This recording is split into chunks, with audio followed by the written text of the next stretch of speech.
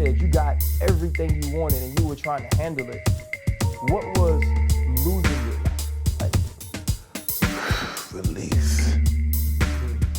Yeah, it happened. It's over. And now I don't mind losing's not that bad. Now I'm even a better fighter now, so now I'm not afraid to lose. He was considered pretty much indestructible. He was an intimidating guy. He is a tough guy. I used to have a video game called Mike Tyson's Punch-Out. And so there were like whole franchises built around how tough and intense Mike Tyson was. So for him to lose, and to lose badly in that particular bout, it was shocking. It was shocking and shocking. He was asked when he lost that championship bout, what did he feel? He said, release. It's over. Now I can be a better fighter because I'm realized that losing isn't that bad. Woo, especially with how intense and intimidating, again, that he was at that period of time. But he was obviously holding a lot of pressure. He became a champion of the world, I want to say, when he was a late teenager. So I want to say he was 19, 20.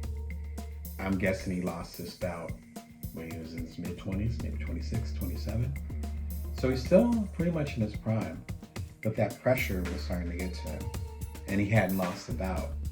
As he says in the interview, I'll throw a link below, his rise was pretty quick, and he was undefeated, literally. Imagine the pressure with that. You probably have suffered some losses. I certainly have. If you spend any time in the arena, any time in the game, whatever analogy you want to use, you're going to lose sometimes. Us not wanting to lose can actually be a burden on us. And I think that's what Tyson's getting at. So there's three big things that I think we can take from Mike Tyson's confessional about losing. The first thing is that before we lose, we're often afraid of failure. It's almost like a boogeyman in the dark. We don't know what it's like to fail. What starts to happen, and Mike Tyson's an excellent example of this on a grander scale, is that you start to get feedback that you've unlocked some type of secret code, that you're special, that you're different. If you start to believe that feedback and say, oh, I'm great, I figure it out, I have the secret sauce, part of you realizes that's not true. Part of Mike Tyson knew that he could be defeated. Despite the t-shirts, despite the millions of dollars that he's being offered, tens of millions actually, despite all the hype, despite the being mentioned in hip hop lyrics, as far as indestructible like Mike Tyson, I can spout all kinds of lyrics from when I was growing up that I heard in these songs. Despite all that stuff, part of him knew that he was vulnerable. He knew his weaknesses, he knew his Achilles heels. When that happens to us, there starts to be a gulf. That's why we start to have discussions about imposter syndrome. That's when we deal with what Gay Hendricks, love his book called The Big Leap. And that's when we start talking about upper limit problems. We start to sabotage, which Tyson gets into in this interview, we start to sabotage our success because we don't feel like we deserve it. That's when we start capping, not in the modern version of it, but old school capping. We start to cap our success. And we say, oh, I'm only going to go so far, because we don't feel as though we have grown enough to step into those shoes that the world, or maybe even ourselves, believe we deserve. All this ties to our sense of self. If you keep on going forward and it's win after win after win after win, it's easier to get into that hype. Like you said, once he lost, he's like, oh, number one, he survived, right? Obviously, he's talking about it 30 years later, but also his self survived. He's okay. He knows what it feels like. And once you kind of have that moment, there's a shift, because you realize what could happen at any moment. There's a comfort in that, perhaps a cold one, but a cold comfort in that. When we're afraid of failure, when we're afraid of something, that tends to tighten us up. So we're bound to be less creative. We're less likely to take risks. We're more likely to play it safe, which ironically can lead to a much bigger fall than the one that we're afraid of. Number 2, when we fail, we realize our own strength. One of the things that Tyson says, which I absolutely love, is that towards the end of the interview, he says, you can take everything away right now. You can take away my money, you can take away the fame, the success, all that stuff, because he's built himself up again as an entrepreneur, and he's doing, it sounds like, quite well. And he said, I'll be back after it, and I'll be in the same position, if not in a bigger position. What it means is that when we fail, we actually learn our own strength. Brene Brown's book, my favorite book of hers, is called Rising Strong. That's literally what it's about. You fall down and then you get back up. What is that process in between that allows you to, quote unquote, fail and then to rise? Rising Strong. The whole book is literally about that. I'm fascinated by that book, and a lot of folks are fascinated by that process, because when we fail, we assume that it's a permanent defeat. Again, it's like that. It's like an on and off switch. We're either winning or we're losing. And unfortunately, sometimes we take that back to guilt and shame, the difference between being a failure and failing. I failed several times, but I am not a failure. Neither are you. That separation, that process, begins with failing, with something falling apart. That's the only reason why you know. I would also add too, I have a book that, I have 26 books. I have a book that I did several years ago that was a follow-up to a book that did quite well. And it sold so poorly, I think it sold maybe 5 copies to this day. As I always say, one of the copies I think my mom bought. When I had a bestseller later on, and another bestseller after that, not only was it sweeter, because I understood it could go either way, so that reality check, but also I realized, like Mike Tyson, I could do it again. And failure isn't permanent at all.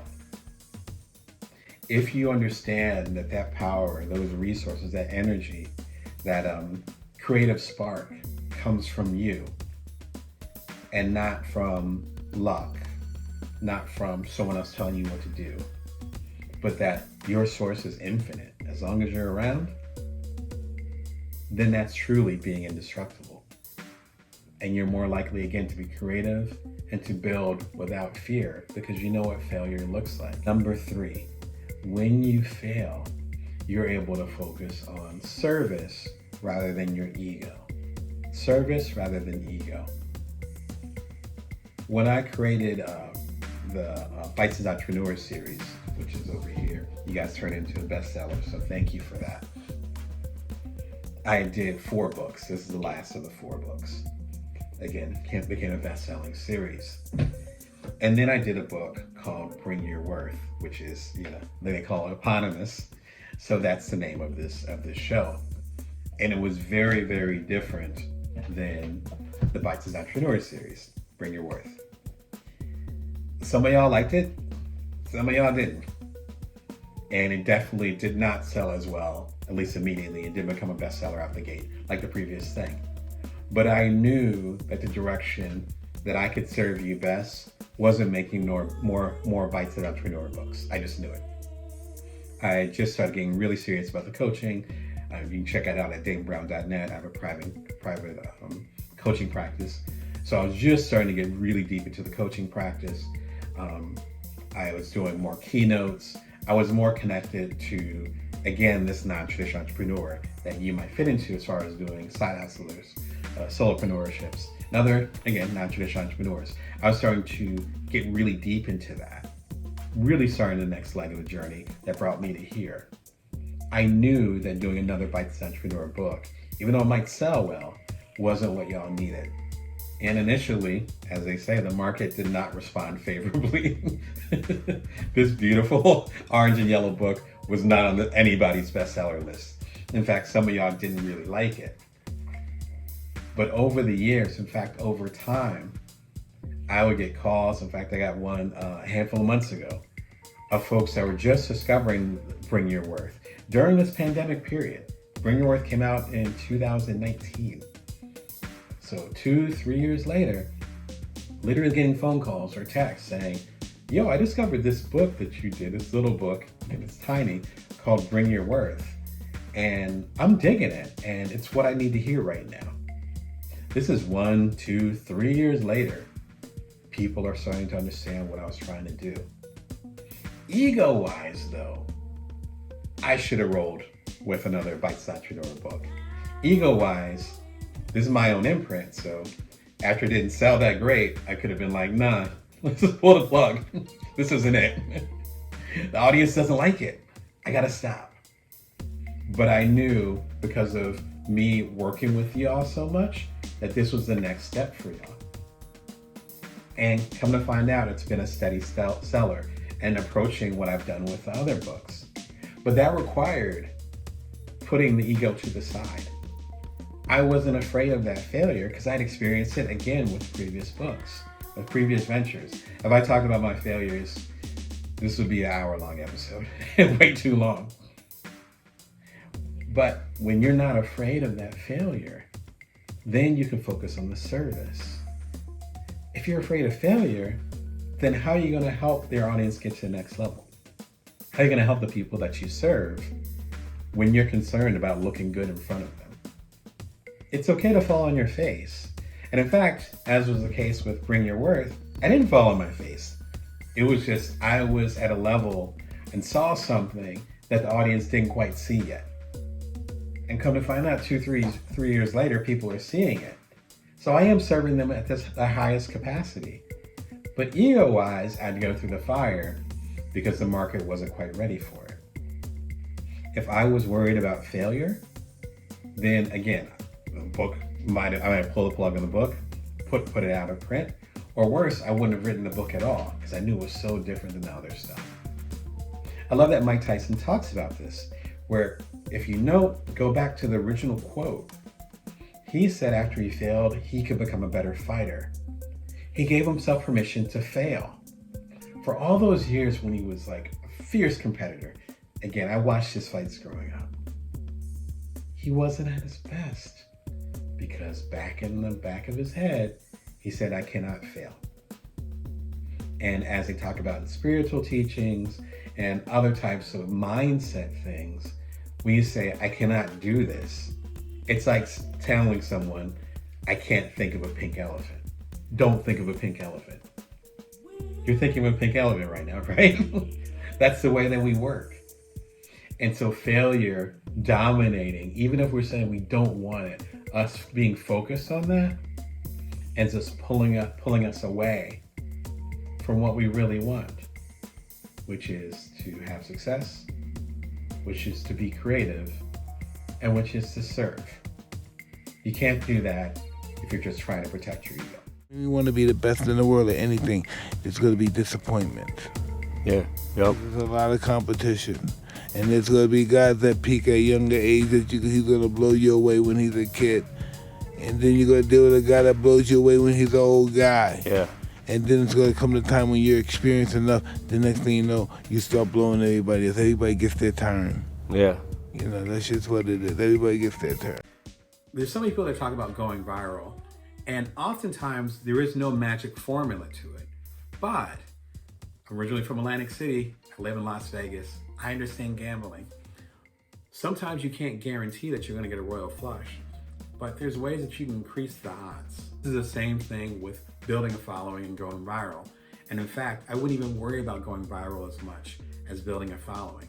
As I talked about in the Kevin Kelly video, ooh, that's a tongue twister.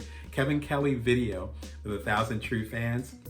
I'll throw the link up where you only need 1,000 true fans. We're gonna pay you $100 a year to make $100,000. Great theory, please watch the whole video. I have 2 videos about that, please watch those. You don't necessarily need to go viral to make a good living at whatever you're trying to do, whether that's a side hustle or doing a startup, whatever. We had 250,000 people that joined our startup Cuddler, and that was enough for us to make an impact and eventually get our app acquired. We didn't need 1 million users. There's 3 things that I recommend as far as building a following and maybe in the future going viral. The first one is to talk to one person. Talk to one person. I talked about this in the Kevin Kelly video. I talked about this in a few other videos, but it's so important to emphasize this. Seth Godin calls this the minimal viable audience. I call this talking to one person. With this YouTube channel, I am talking to you. Just you. Now the subscribers are going up. I'm talking to thousands of people at this point, tens of thousands, so thank you for your support. But I'm always just talking to you. That's it. So my content, my discussion, my argument, my facial expressions, my dress, the subjects of each of these, the topics of each of these subjects, the subjects and topics of each of these videos is all addressing you, just you. I did a keynote last year, a virtual one because we were sheltering in place, and I talked to between 1,000 and 2,000 people. Let's say 1,000 people. I was talking to one person. Might have been 1,000 people there. I was talking to one. That's how you make an impact. That's how you build a following.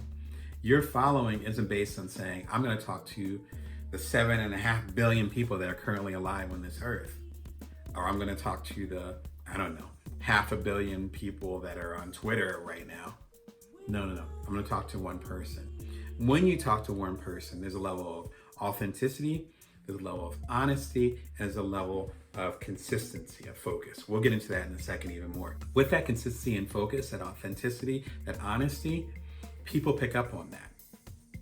Remember, like with a YouTube channel, with my best-selling books, again, the most recent one, Built From Now, got my upcoming book, which hopefully will be a bestseller, Career Remix. You're only tapping one person at a time. Now, in a meta way, multiple people are reading it, but once someone gets a copy of this book, there's only one copy, they're gonna sit there and read it. You're not gonna be addressing 5 million people. The stuff that goes viral, and there's a long list of them. And I've had best-selling books, which in some ways is an old school way of going viral. Again, I have my startup called Cuddler, which we ended up selling it. Again, we had 250,000 users, and we sold it at a profit when it got acquired. But we're focused on the individual people.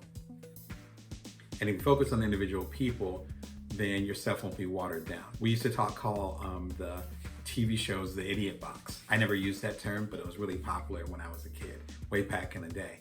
And that was because there was only 3 channels, CBS, NBC, and ABC. There's so many channels I actually forgot.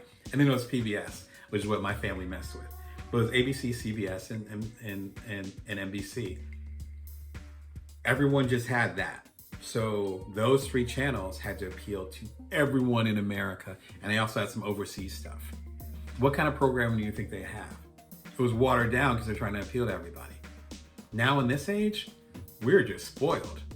We have Netflix, Hulu, Disney Plus, YouTube, Meta within a Meta, box within a box, right? We're going Inception now because we're talking about what's happening right now. I'm able to do this programming for you because thankfully YouTube and other channels exist. But this would never be on NBC because NBC is trying to appeal to 100 million people at the time, back in the 70s and 80s. I'm not trying to appeal to 100 million people. That's why the subscribers are going up. That's why you're watching. That's why this energy ideally is pure. That's why I can be passionate and say shit half the time. It's because I'm appealing to you, not everybody. That allows you to build a following. If you're mustard or ketchup, how are you gonna shine like sriracha? Number 2 is being consistent. Be consistent in whatever impact you're trying to make on the world. I've done 8 books in the last 5.5 years. My new book called Career Remix is coming out. It's coming out January 11th, 2022. So be sure to pre-order at mycareerremix.com. The 8 books that I've done over the last 5.5 years, again, the latest being Built From Now, they all have a consistent theme. That theme ended up being energy I put into this show. So when you get a book from Damon Brown, you know what the discussion is going to be. It's not going to be that much different than the discussion right now that we're having. When you come to my coaching practice, my private coaching practice at damonbrown.net, and you hire me as a coach, same energy. That consistency allows that opportunity to bring a following and to go viral. I've done 4 TED Talks. A couple of them have gotten serious numbers. I'll be sure and put the link up here. I'll be sure to put the link up here. You can check out all my TED Talks for free, again, at youtube.com/BrownDamon. A couple of them have gotten really good numbers, at least numbers for my stature, well into the 5 figures as far as amount of views. That's because those TED Talks have similar discussions, the consistency that I bring to you on this YouTube channel, that I bring to you in the books, that I bring to you in my coaching practice at DamonBrown.net. It's all the same energy. Not necessarily authenticity, but more like the same energy. That consistency matters. People know what they're gonna get with a Damon Brown book. Again, with Seth Godin, one of my mentors, and obviously someone I respect, over at akimbo.com, he sends an email every single day with a short message from 100 words to 500 words to, I'm guessing, 100,000 people that subscribe to his email list. He mentioned it before. I think it's even higher than that. It's probably 250,000. He's done that every single day. I think he said for 20 years. 20 years ago, I was in grad school. I'm a long way from grad school. So consistent, but he keeps showing up. Bit by bit, as he says, drip by drip. Be sure and check out the video that I have about his philosophy on quitting. It's really pertinent, particularly as we go through the great resignation right now. But I digress. That consistency matters. And so he'll have blog posts, emails, even talks that he does that go viral. How they go viral? Because he keeps showing up. So being consistent. I'm with y'all every Monday, Wednesday, and Friday. I have a newsletter at joindamon.me. Y'all get it every Wednesday at 5:55 a.m. Pacific Standard Time. Y'all have been getting it every Wednesday for 5 years now, since I got serious about the Bites as Entrepreneur several years ago. That's consistency. And that increases opportunity for me to have best-selling books. That increases opportunity for me to have a strong YouTube showing. It increases opportunity for me to get good keynote gigs and for y'all to come through my website and hire me as a coach. It's all related. If you want success, it's consistency. The virality of it is a natural byproduct of you showing up regularly. Lastly, if you want following and want to go viral, number 3, you have to plan ahead. Have some type of strategy. You have to plan far enough ahead so you have some type of strategy, but not so far that you become rigid. I struggle with this all the time, so I'm speaking from experience. These bags under my eyes, or from thinking about the future, I'm planning too far ahead. I tend to think 6 months to 5 years in advance. I know other people that think 1 week to 6 months in advance. It depends on how you're wired, your culture, all that other stuff. I'm sure there's some science behind it that I do not know. But my point is to have a certain strategy as far as what you're going to do. Before I started this YouTube channel, I said I'm going to show up regularly for the folks through YouTube, because there's so many people that only get their information or only discuss things through YouTube that don't read my column at inkdamonbrown.com, that don't read the books. A lot of you are into audio. Me doing this YouTube channel, I said, I want to connect with more people, and I have the consistency to do it once a day. After about 3 months of that, I realized that once a day was way too intense for me. So now we're at Monday, Wednesday, Friday, and this fits really well. Even during this previous summer, I've been taking Wednesdays off and doing, because I usually have a live show on Wednesday. I've not been doing the live show because I've been traveling. I went to the TED conference where I talked about the popular Adam Grant TED Talk. Be sure and check out that video because a lot of y'all have been liking that. Talked about my experience at TED. I, took a vacation with my family, all these different things. I spoke at the Hippo Camp conference, which another link that I threw up here. So me doing that, I shifted it. So it's like Wednesdays have been off. So it's like Monday, Friday, and then a couple bonus episodes I've been doing. I'll be getting back into the live soon. I know what I can handle. That's the strategy. If you are not sure about what your actual strategy is, what you can handle as far as your resources, I have a quiz at buildfromnowquiz.com that talks about resources. It's a free quiz. I talked about it quite a bit in the earlier episodes. Be sure and take it if you haven't already. It's free. Again, it takes 2 minutes. If you're not sure what your resources are, if you're not sure what your end game is, if you don't have a strategy and you're like, I'm just gonna do a bunch of all-nighters, I'm gonna do a bunch of videos on TikTok, I'm gonna do whatever, I'm gonna do all this and see how I go viral. That's not a plan. And it's easier for you to get, again, burnt out or frustrated. One of the two. and your chances of quitting before you actually have a breakthrough are a lot higher. So have some type of strategy as far as what you're going to do. Know what you're capable of, what resources you got, contribute as much as you can. You keep yourself sane each and every day behind those bars. I do 8-9 miles around, and at nighttime, I run for 4 hours just in my room, jumping, step like this, just jumping up. 285, I came out 218, 215. Today we're talking about why the most successful creatives love routine. When I was growing up and when I was in grad school and talking to other creatives, I've been a creative for a while as a journalist, later as an author, and of course now as an entrepreneur and a public speaker and as a coach. I believed, as many creatives believe, that you want to be spontaneous, and creativity requires you being free form and free flowing and a free spirit and all those things. As I've gotten older and I've listened to a lot of people that I love in the different fields, whether it's writing or building businesses or whatever, they love routine. I've learned to love routine too. It allows you actually more freedom by being able to contain all these different things. If you know that you have the structure in place, then you have the freedom to put your mind elsewhere. There's a couple parts to this that I want to break down.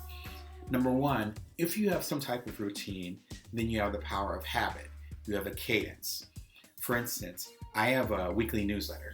It's at Damon at Join. I don't even know the name of my website. JoinDamon.me. If you go to JoinDamon.me, you can sign up for this free newsletter. It comes out every Wednesday at 5:55 a.m. My brain knows that at 5:55 a.m. on Wednesday, I better have a newsletter ready for y'all. And so it creates a cadence, a rhythm. I love music. There's a John Coltrane picture over there, which you can barely see on that side. But I love the rhythm. I love the cadence. And so that creates a habit for the people I serve, you, but also creates a habit for me.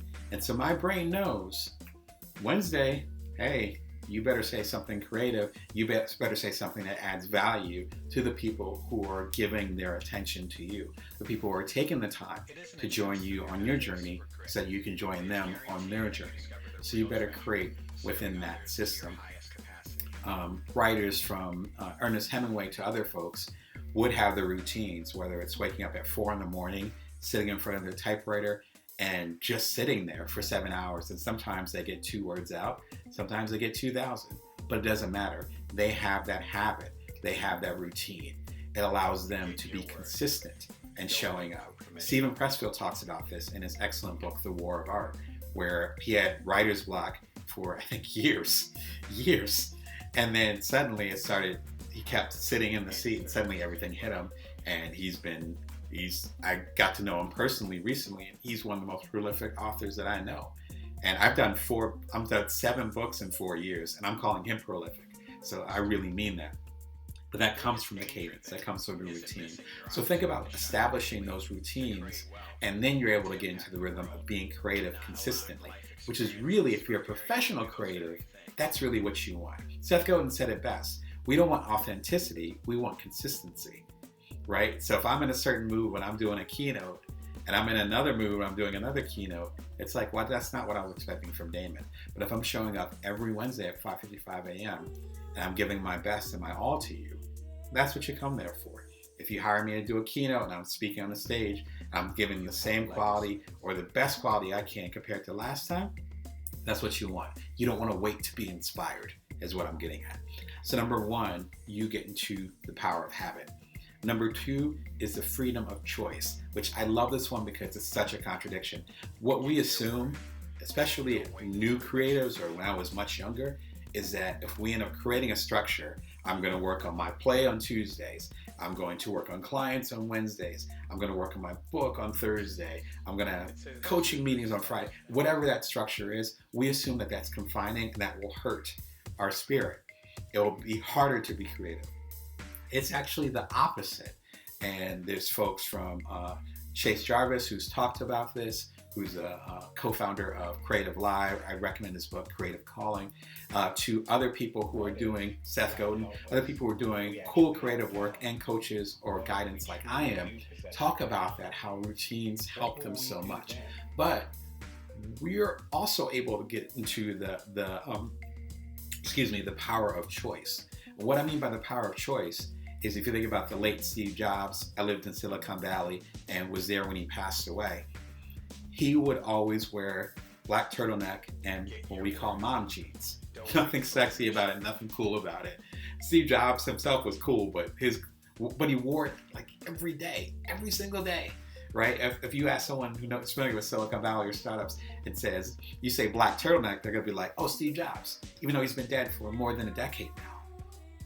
The thing is that because he wore the same thing, he could focus on doing amazing products. He can focus on changing the culture. He can focus on making $1 trillion business. That's what he could focus on.